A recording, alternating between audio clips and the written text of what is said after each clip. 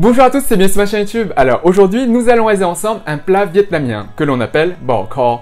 Alors bo veut dire bœuf et kho veut dire braisé. Donc il s'agit donc d'un plat de bœuf braisé. Et plus spécifiquement, il s'agit d'une adaptation vietnamienne d'un plat français que vous connaissez certainement, le bœuf carotte. Donc le bo kho, en fait la version vietnamienne du bœuf carotte. Et sinon, ce plat se déguste merveilleusement bien avec de la baguette ou sinon avec des vermicelles de riz que l'on utilise pour les feux, comme ceci, cela en fait.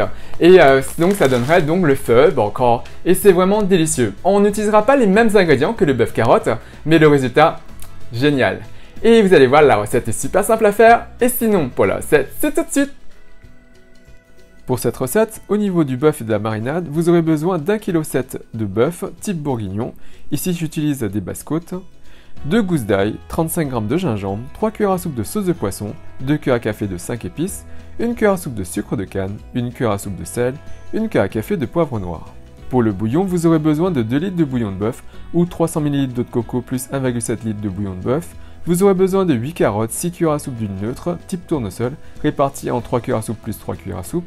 Vous aurez besoin de 2 tiges de citronnelle, 4 cuillères à soupe de citronnelle hachée, un oignon, 8 gousses d'ail. Vous aurez également besoin de 4 cuillères à soupe de concentré de tomate, 3 anis étoilés, 2 clous de girofle, un bâton de cannelle, 1 cuillère à café de poivre noir, 1 cuillère à café de paprika, 1 cuillère à café de graines de roucou, 1 cuillère à café de sel, 3 cuillères à soupe de sauce soja, 1 cuillère à soupe d'huile de piment. Pour la garniture et les accompagnements, vous aurez besoin de coriandre par exemple, de basilic thaï, de citron vert, et vous pouvez servir avec des nouilles de type pho ou une baguette de pain. Concernant l'ail de la marinade, on le pose à plat sur la planche et on donne des coups secs avec la lame du couteau. On coupe la base et on enlève facilement l'enveloppe extérieure. Ensuite, on fend la gousse en deux et on enlève le germe si besoin.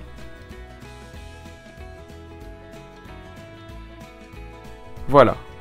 Ensuite, on coupe les gousses pour pouvoir les insérer dans le presse-ail plus aisément. Donc on insère l'ail, on presse l'ail, on râpe, et voilà. Et voilà ce qu'on obtient pour nos 2 gousses d'ail. Concernant le gingembre, on va utiliser une cuillère à café pour racler la surface extérieure. Et vous voyez, ça s'enlève facilement. Une fois cela fait, on récupère une râpe et on va râper notre gingembre. Donc on râpe bien. Et une fois terminé, on obtient une masse de fibres qu'on ne va pas conserver bien sûr. Et donc voilà ce qu'on obtient. On récupère bien sûr tout ce qui se trouve en dessous de la râpe pour ne rien perdre. Et voilà ce qu'on obtient, c'est la quantité d'une cuillère à soupe bien bombée. Ensuite, on récupère nos 1,7 kg de basse-côte et on va détailler notre basse-côte en tranches bien épaisses. Donc on coupe tout ça. Une fois cela fait, on détaille en gros morceaux de 2,5 cm d'épaisseur, comme ceci. Vous voyez ? Et voilà le résultat. Maintenant, prenez un grand bol. On y dépose notre bœuf. On ajoute l'ail, le gingembre,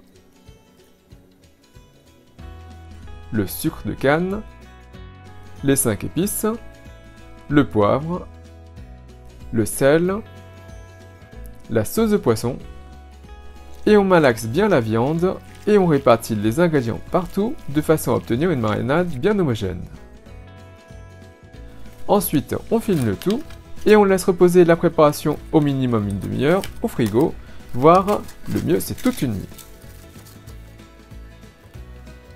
Pendant ce temps, on va réaliser notre huile de roucou. Donc, on dépose 3 cuillères à soupe d'huile dans une petite casserole, on porte le feu au-dessus du feu moyen. Voilà le sachet de mes graines de roucou pour ceux et celles qui se demandent à quoi ça ressemble.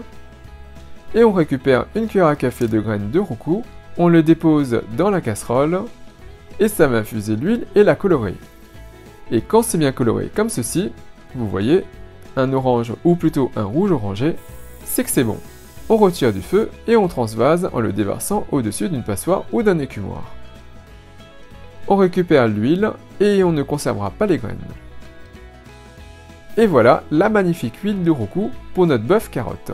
Je l'utilise aussi dans mes bobounes. Je vous mets le lien de ma recette juste ici si vous souhaitez la consulter. Pour le bouillon, prenez votre ail. Comme tout à l'heure, on donne des coups secs avec la lame du couteau.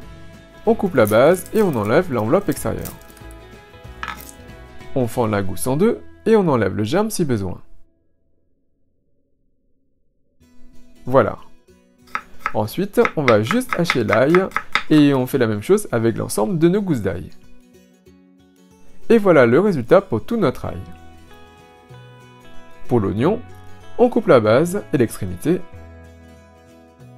on l'entaille et on enlève l'enveloppe extérieure, voire la première couche. Une fois cela fait, on coupe l'oignon en deux et on va juste détailler notre oignon en lamelles. Et voilà le résultat. Pour les carottes, je vais juste retirer la peau. Vous pouvez bien sûr la conserver si vous avez l'habitude de manger votre carotte avec la peau. N'oubliez pas bien sûr de les nettoyer avant. On coupe les deux extrémités et on va détailler tout ça en tronçons. Il n'y a pas de coupe en particulier. Moi je détaille en biais. Et voilà le résultat pour toute notre carotte. Maintenant, prenez vos tiges de citronnelle. On va les passer sous l'eau et les nettoyer de façon à pouvoir enlever les saletés qui sont dessus, mais également entre les premières couches de la tige. N'hésitez pas à les entrouvrir et nettoyer l'intérieur. Il y a de la terre ou des saletés ou voire même des insectes. Bref, nettoyez bien sous l'eau claire. Voilà, on égoutte bien, puis ensuite on va retirer la base. Voilà. Et on ne va pas utiliser la tranche mais le dos de la lame de notre couteau pour taper et écraser nos tiges de citronnelle. De cette façon, on va pouvoir faire mieux ressortir les arômes et les goûts de notre citronnelle.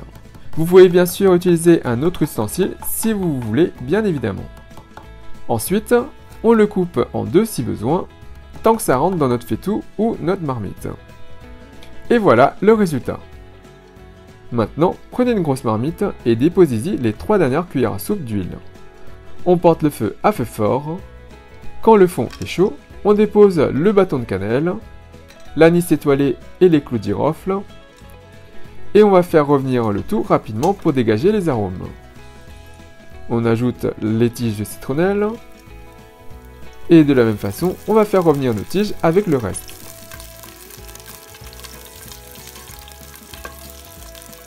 Puis, on ajoute l'ail, on fait revenir le tout rapidement pour que l'ail ne brûle pas.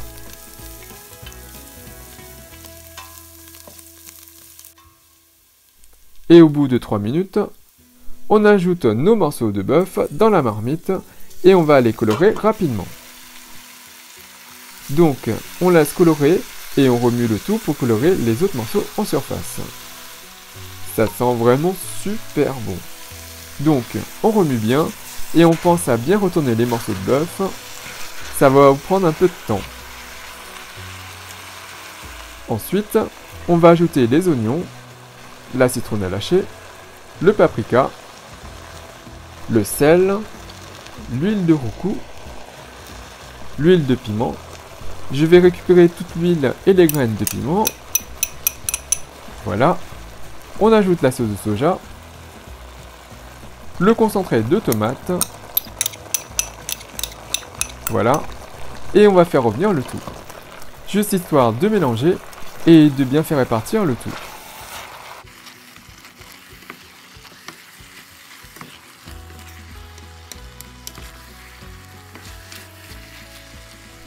Ensuite, je vais y verser mes 2 litres de bouillon de bœuf. Certains mettent du bouillon de poule ou juste de l'eau, ou un mélange de bouillon de bœuf et de l'eau de coco. On couvre le tout et on va mijoter tout ça pendant 1h30 à un feu un peu plus fort que le feu moyen. Au bout d'1h30 de cuisson, on va ajouter les carottes, le poivre et on mélange un peu le tout. On aura ajouté les carottes au début, on se serait retrouvé avec des carottes super cuites à la fin, alors qu'on les veut encore légèrement croquantes.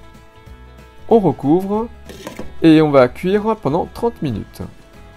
Et au bout de 2 heures de cuisson, c'est bon. C'est prêt à être dégusté. Si vos morceaux de bœuf ne sont pas assez tendres, alors prolongez la cuisson jusqu'à ce que ce soit bien tendre, non caoutchouteux bien sûr, ou bien que ça s'effiloche facilement. Alors, je vais manger mon plat avec des vermicelles de riz large. Et c'est une cuisson de 3 minutes dans de l'eau bouillante. Mais bien sûr, vous pouvez manger ça avec de la baguette ou des nouilles plus fines. C'est comme vous voulez. Mais moi je préfère les nouilles pour le feu. Je trouve ça meilleur. Et voilà. Et je les égoutte bien et c'est bon. Maintenant pour le dressage, on met les nouilles dans le fond d'un bol. Je rajoute les morceaux de bœuf et de carottes. Alors, vu qu'il y a beaucoup de sauce et qu'on ne mange pas bien sûr que du plat, cette recette peut convenir pour 10 personnes ou pour plusieurs repas.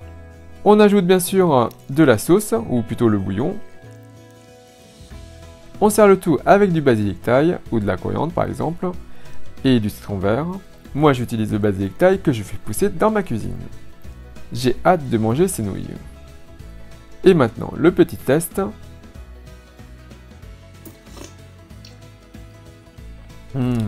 C'est trop bon. Le bœuf est super bien cuit et la sauce, ou plutôt le bouillon, est très bon. Et il ne me reste plus qu'à vous souhaiter une bonne dégustation. Donc voilà, comme vous avez pu voir, cette recette est super simple à faire. Donc n'hésitez pas à laisser mijoter très longtemps ce plat de façon à avoir de la viande très tendre. Et vous allez voir, c'est juste délicieux. Et sinon, dites-moi si vous préférez manger en fait ce plat, donc le bok choy avec donc de la baguette ou bien avec des nouilles. Moi, ma préférence, c'est bien sûr avec les nouilles. Les nouilles, les vermicelles de riz pour les pho. Et donc le pho, bok choy, c'est mon préféré.